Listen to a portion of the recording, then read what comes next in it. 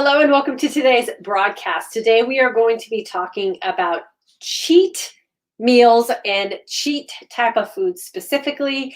And I'm going to help you try to understand how that type of mindset around what you're doing with your overall health and well-being, and even what you're doing with intermittent fasting, might actually be doing you more harm than more good. And I'm going to offer you an alternative approach or an alternative way of thinking around cheat meals and treats and those kind of things in your life. Because the reality is, we know that we want to live a life like we're feeling like we're normal and we fit in, but we also want to stick with our own parameters and guidelines so that we can achieve the results that we're hoping for. So I'm going to give you both sides of it and help you try to figure this out for yourself so that you don't fall into the pitfalls of cheat meals and what that can do for us and our mindset and what it can do for us psychologically. So welcome if you're joining us for the first time. My name is Ann Parham. I am a fasting mindset coach here in this community. I teach women how to utilize the lifestyle of intermittent fasting to help them look and feel their best and live their most authentic life, more specifically through the season of life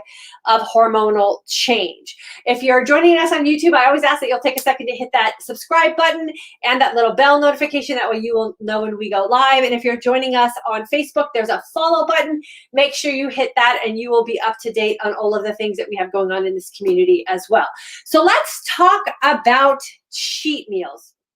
So cheat meals, just like everything else in the world of health and fitness and dieting and protocols and all of those things, it's a concept that was developed by someone else that we often use as a convenience to justify things in our own life, right? So-and-so said they had a cheat meal, or this is what they had for their cheat meal. I should be able to do that in my own life. And I really do find that to be something that is can be very damaging for a lot of us, because we haven't done the work yet on creating our own boundaries and figuring out how food works for us. So that's what I want to talk to you guys a little bit about today, is creating boundaries and figuring out how food works for us so that we can stay within our boundaries and we don't have to rely on something like a cheat meal or a cheat day, because we've made up our own food rules. So cheat meals, what they do to us mentally, emotionally, psychologically, and oftentimes even physically, if we're not aware of how our body reacts and responds to certain type of food. So cheat meals really send a signal to our brain that we are doing something bad, right? So if we're creating this lifestyle for ourselves where we really say that we want to lose weight, change our physique, have more energy, feel better, show up for our future self, all of those things that we talk about a lot here in this community, but we also tell ourselves that we can or are allowed to do these things that are completely opposite of that, then that sends a signal to our brain that we really aren't taking care of ourselves, that we really aren't thinking about our future self, that we're going to allow this period of time, whether it's a meal or whether it's a day, to do just the opposite of that. And that's where it can really be dangerous for a lot of us. Cheat meals also send a signal to our brain that we are not creating an authentic life for ourselves, because we say we want something. We've outlined what it is that we want to do, and we're doing it for a period of time, but then we let this sneak in, which is just the opposite of us creating authentic lifestyle for ourselves, and that signal goes to our brain. So this is where we do a lot of damage with the relationship we have with our body and that mind to body connection. And the advice I give a lot of women when they're struggling with creating this lifestyle that will last forever is that we have to first develop a trusting relationship with our body. And in my opinion, as a coach for women, cheat meals are really that thing that break that trust. They break that trust that we're trying to develop with our body and in our mind, sending signals that we know how to take care of ourselves. So it can be very dangerous in that respect as well. And then it can also, for a lot of people, create a binge type of mindset. Like, I'm going to take a day, I'm going to eat all the things and really put no limits or boundaries around it. And then what ends up happening is we feel bad later, right? We feel physically bad later, we feel mentally bad later, we feel emotionally bad later.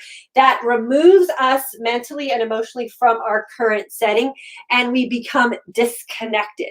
So cheat meals can also do that as well, because we're creating this binge mindset where we're going to lose time in the future, because what we're doing in the present is going to have a reaction down the road, and that generally doesn't feel good if you're stepping away from what you know is authentically good for you. So this is why I personally, as a coach for women, feel like using cheat meals is a bad thing. So what do we do in place of cheat meals so that we still have an opportunity to build in some flex, we still have an opportunity to live our life authentically and participate in the activities and lifestyle type of events that we do really enjoy with our people? So I believe it starts with creating food boundaries, right? So what I teach inside our Intermittent Fasting for Today's Aging Woman course is for women who are in the class to think about how they're feeling when they're making certain decisions. And is the decision that you made resulting in the feeling that you hope to have? And when we're doing that with food choices, it's very evident when we're practicing intermittent fasting, because our body is ready to take in food and ready to process it. And if it's not going to work for us, our body sends a sex signal. Then we just simply make a choice of whether we want to feel that way. So I started this food boundary lifestyle for myself by creating my own personal food statement. So my own personal food statement is this, and what I would recommend doing if you're not sure what your own personal food statement is write this down, put it in your planner, put it in your journal, and really use this mindset when you're trying to establish your own feasting lifestyle. So my personal food statement, you hear me say it all the time, is I only eat foods that allow me to look and feel my best. So for me, and the opportunity for me to live my most authentic life. So I don't want food to result in me having a down day. I don't want food to be the result of me missing memory-making moments with my family. I don't want food choices to be the thing that makes me feel self-conscious about how I'm showing up for myself, whether it's a day of being bloated or retaining water or having a puffy face or feeling tired. All those things happen as a result of making choices that are outside the boundaries that we have set up for ourselves. So this is my personal food statement. And this is really where I use the guidelines for how it is.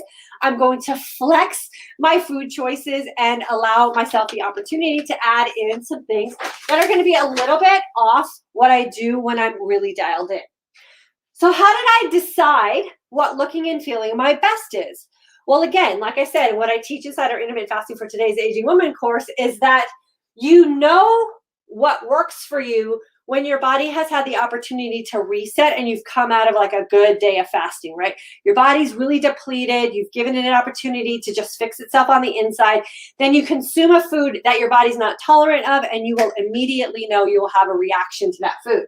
So I did that homework myself and determined that soy, corn, gluten, and dairy are the categories of food that really take me away from looking and feeling my best. Soy was the thing that made me feel like I had a tumor in my brain, would just shut me down, made me feel horrible. Corn is the thing that made my face swell up. More specifically, I had the big, heavy, painful bags underneath my eyes. The thing that women spend thousands of dollars on topical ointments to try to get rid of. For me, it went away when I stopped consuming processed corn.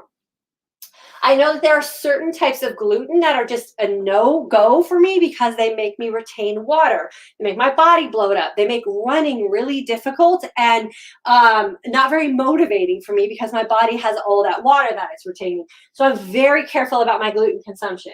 The same thing with dairy. I have done my homework. I know what dairy affects me very poorly and very negatively. It makes me lose my time in my life. And then I've also found that there are certain dairies that don't cause me issues. And so that's where I have created boundaries around dairy. And then living my most authentic life, which is the second half of my personal food statement, is I have boundaries that I have set around when we're not at home doing our regular routine. So I've talked about this a lot when I'm fasting and participating in a vacation. So I fast every day regardless of what's going on in my life, but I monitor or change my fasting routine based on what is going on. So when we're on vacation, I have a firm policy about travel days. So when I'm going somewhere and when I'm coming back, I don't bring anything with me to consume or to break my fast. I don't buy anything at the airport that would break my fast. And I don't accept anything on the airplane that would break my fast, which gives me an opportunity to fast en route to my vacation. I fast minimally on vacation. I enjoy all the perks of what vacation brings. And then I have the same vacation policy when I come home. I don't bring anything to the airport or the airplane. I don't buy anything in the airport, and I don't accept anything on the airplane. And it allows me time to fast on the way home, and I jump right back into my regular routine. This allows me to live authentically on vacation and not come back feeling like I just undid all of the work that I did leading up to vacation. The other thing that this really has helped with vacationing is when you go on vacation, the last thing you want to do is look bad and feel bad in your own eyes. So creating some boundaries that allow you to live authentic, but don't take you so far away from what you know works for you or what you have stated in your personal food statement will allow you to also enjoy looking and feeling your best on vacation. We also have in our family what's called the Little Johnny rule. Some of you might have heard me explain this before because you've been in our community for a while, but the Little Johnny rule is something that we've established in our family that goes like this. If there's a social event or a celebration for a member of our life or community that we have a close personal relationship, we always celebrate in that event. If we're being invited to some random person's party, like a friend of a friend or the kid's friend at school's having a party or one of those type of things, so it's not anything that's close and personal to us, we tend to opt out of the food aspect of that type of event because it's not meaningful to us. Let me give you guys a little bit of a breakdown of what the Little Johnny rule can be for most people. So if you work in an office setting, the Little Johnny rule is one of those things that totally applies. You show up on a Monday morning, you're sitting at your desk, and Susie from down the hall brings in a tray of cookies that are left over from her family's birthday party over the weekend. She doesn't want those cookies hanging around her house for her to be tempted, so she brings them to work and she unloads them on her workmates or whatever. You have no obligation to eat other people's food in that situation, right? So you have a boundary that you've created that you just don't eat other people's food to make them feel good about the fact that they're dumping the food they don't want to eat on you. So that is a great opportunity to invoke the Little Johnny rule. We are under no obligation to make other people feel good about the food they don't want to eat by consuming that food. You just take a pass. The other thing that I have implemented for me to live my most authentic life is saying no thank you with confidence. I'll tell you what, when you get really good at saying no thank you to people about things that you don't want to do, and you take the guilt and the pressure and that social kind of obligation that we often feel we have to do to make other people feel good, and you can look someone in the eye and say, no thank you, I promise you they will back down and go bother someone else with their food. A lot of people can't handle eye-to-eye contact with someone who's really confident in what it is that they want for themselves. So get really good at just saying no thank you to someone who's offering you food. I practice this a lot, like I say, on an airplane when we're traveling. I look at the flight attendant when they're passing out the little crackers or the cookies or whatever, and I just say, no, thank you. Usually I have to say no, thank you 5 times before they get it, but I'm very confident and I'm very stern and just taking a hard pass, not worrying about whether someone feels bad that I'm not accepting their food. That is not my responsibility. So this is how you can create an authentic life for yourself. Notice in here, I didn't say specific types of foods that I don't eat. So I didn't say in here that I don't ever eat cookies, or I don't ever celebrate with cake, or I don't have an adult beverage every now and then, or I don't enjoy my chips and salsa. As long as they fall within these categories, there is no food that I have taken off my list unless it takes me away from me looking and feeling my best, and it takes me out of me living my most authentic life. Those foods are a hard no for me. Everything else fits in. The magic that happens when you give yourself this permission and you've done the work to figure out food for you is that you don't have to have a cheat meal, because you'll never ever put yourself in a position where you're denying yourself the foods that you really enjoy and that make you happy. You rotate all of this in with your fasting long, you're feasting well, and you're training smart, and you will be able to live very happily and very confidently around food. The last thing I want to say about creating food boundaries as opposed to cheat meals, right? And our food boundaries start with our personal food statement. You only eat the foods that allow you to look and feel your best and live your most authentic life. Part of my most authentic life is chips and salsa and guacamole and gluten-free, soy-free, dairy-free chocolate chip cookies. Those are some of my favorite things. They don't take me away from my personal food statement, because I know which ones also fit my look and feel my best boundaries, as well as me living my most authentic life boundaries. And then the last thing that I want to say, and probably the most important, and this goes very well with the little Johnny rule, right? I don't ever miss memory making moments with those that I love. Never. I never miss those. I don't miss those for a fast. I don't miss those because of food. I don't miss those because of anything. I've already had my boundaries in place.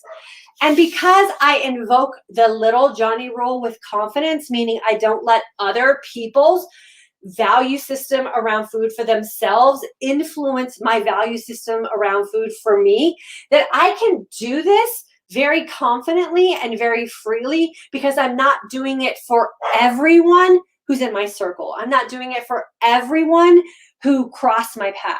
I'm only doing this for the people that I love the most. And the people who are just acquaintances, they don't get that for me. They don't get the opportunity for me to give in to what they want to do with their food choices, because it will not coincide with mine. So this is a really great way to avoid cheat meals, or avoid the need for cheat meals, because you're giving yourself permission to enjoy all of the foods that fit in your own personal food statement. For me, it is me choosing foods that allow me to look and feel my best and live my most authentic life.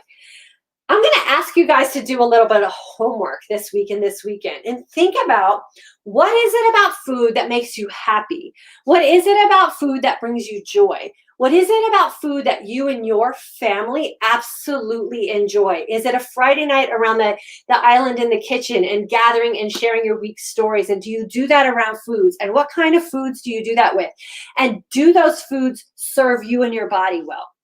And if you've identified some foods that don't, see if you can find some replacements that do. Food is a very important aspect of our lives as human beings. It's something we can't ever get away from. Food is that thing that we use to celebrate with the ones that we love. It is the thing that we use to connect to people. We do not want to become food phobic or think that we can't allow food into our everyday. Just have to make sure that we have boundaries set around food, so that we can also enjoy food while looking and feeling our best and living our most authentic life. So I hope this helps. I really think setting up these type of boundaries for yourself here, and identifying the foods that work for you and don't work for you, and letting that be your own guideline. You don't have to worry about what anyone else thinks or feels about that. It's personal to you.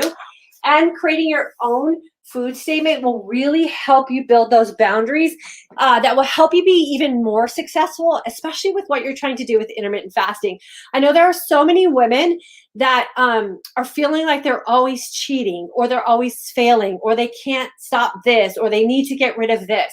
And I always say, no, like, you don't have to change any of those things as long as they're working for you, right? The only time we really need to make those kind of changes or create those kind of boundaries is when we've identified something as being a problem. So really think about the wording that you're using and how you're setting up a lot of these food boundaries, and create your own personal food statement. I promise you, once you get this food statement down for yourself, it will open up a lot of things for you and let you feel freer emotionally and mentally about food. When you feel free emotionally and mentally around food, the physical benefits that you'll receive from that will be just mind-blowing, because it will become effortless for you to really know how to take care of your own body.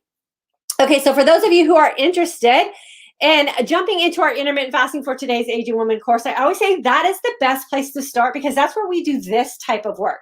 That's where we do the work to figure out, when we open up our feasting window, how are the food choices that we are making affecting us? And I give you the permission to figure that out for yourself.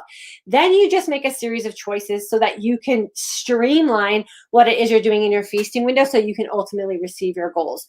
And I help you understand what intermittent fasting can do for you body chemistry-wise, hormonally, and mindset-wise. So this can be a lifestyle that you will create and live forever. And so I really recommend starting there. It's kind of hard jumping in the middle because you won't get the full story of the work that we do in class.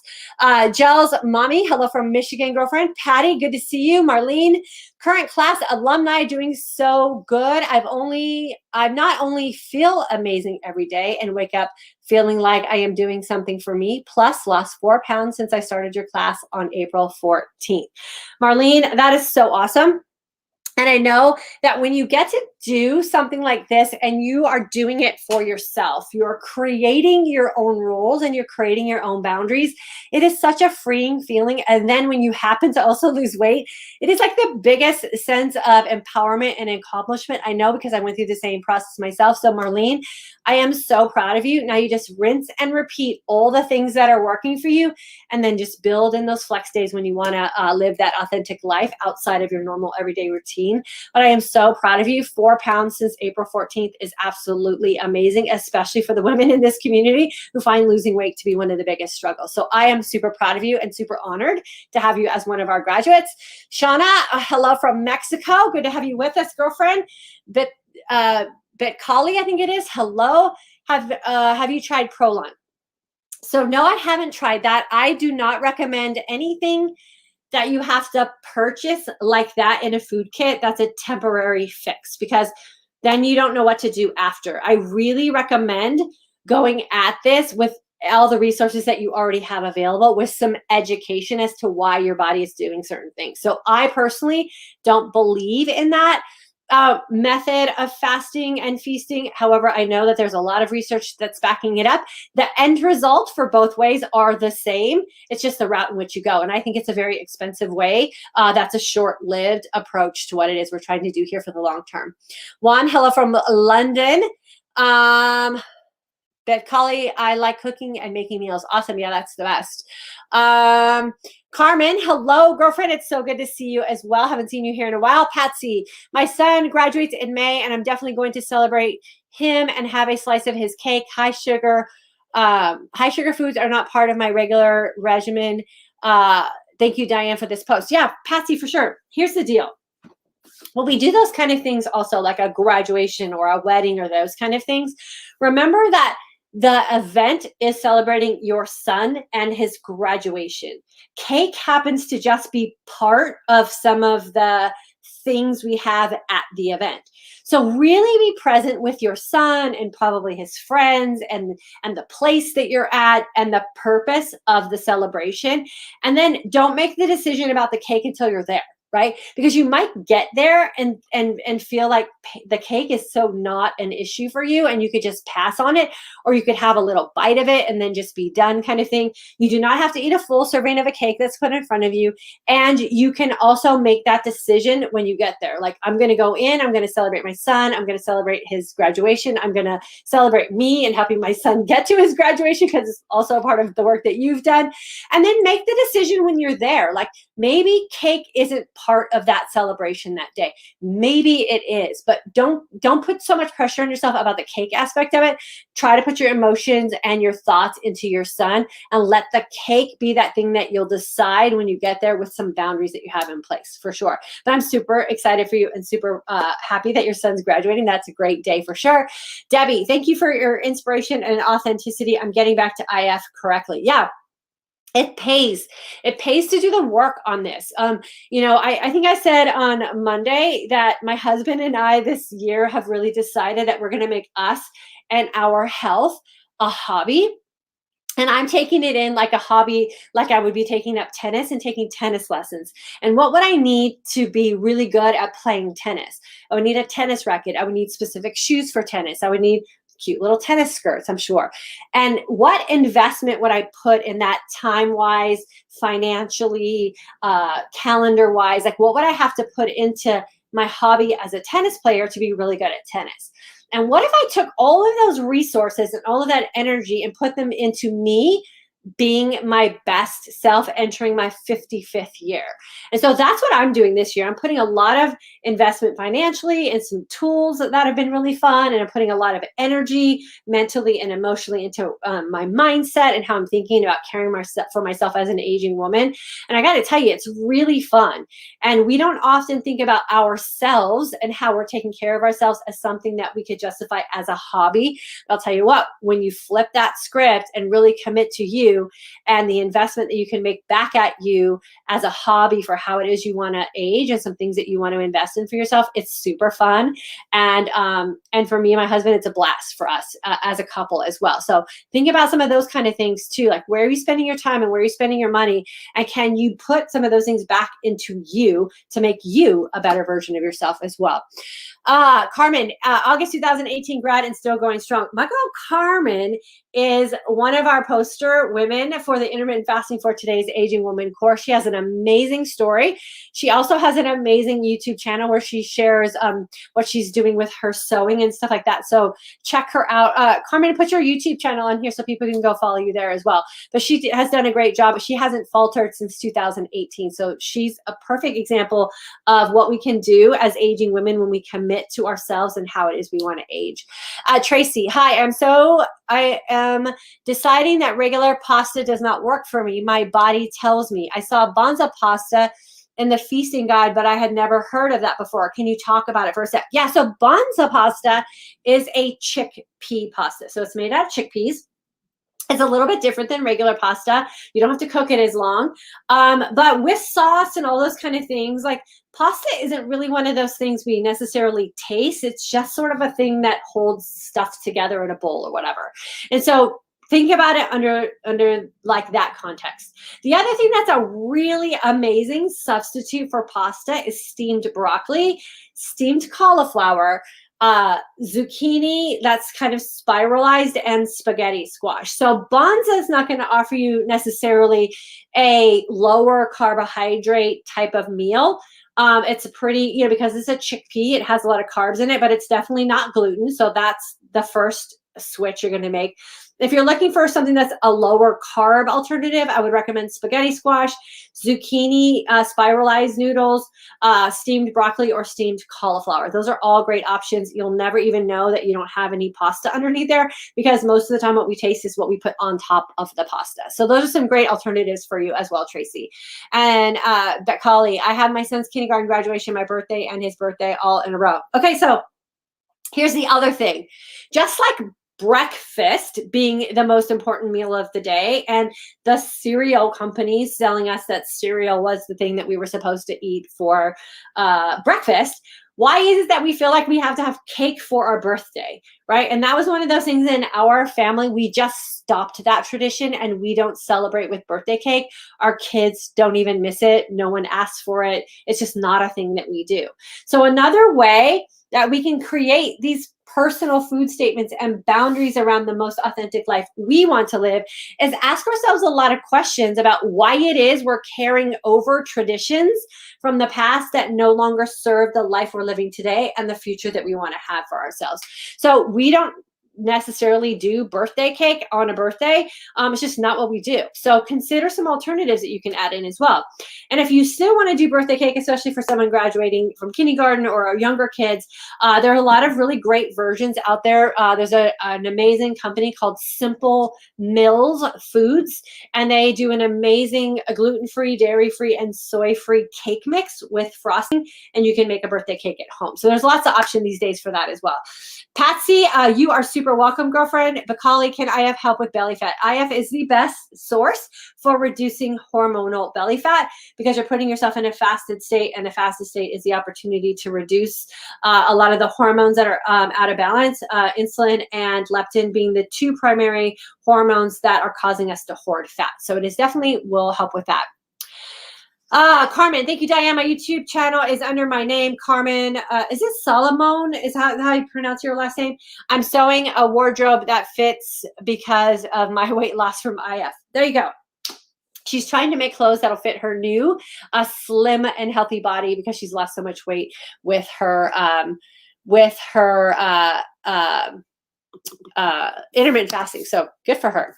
So go find her on YouTube. She has a great channel. She does some really cool stuff with sewing. Okay, so you can live with all the fun foods. You do not have to create a cheat day or a cheat meal that takes you out of what will allow you to look and feel your best and live your most authentic life.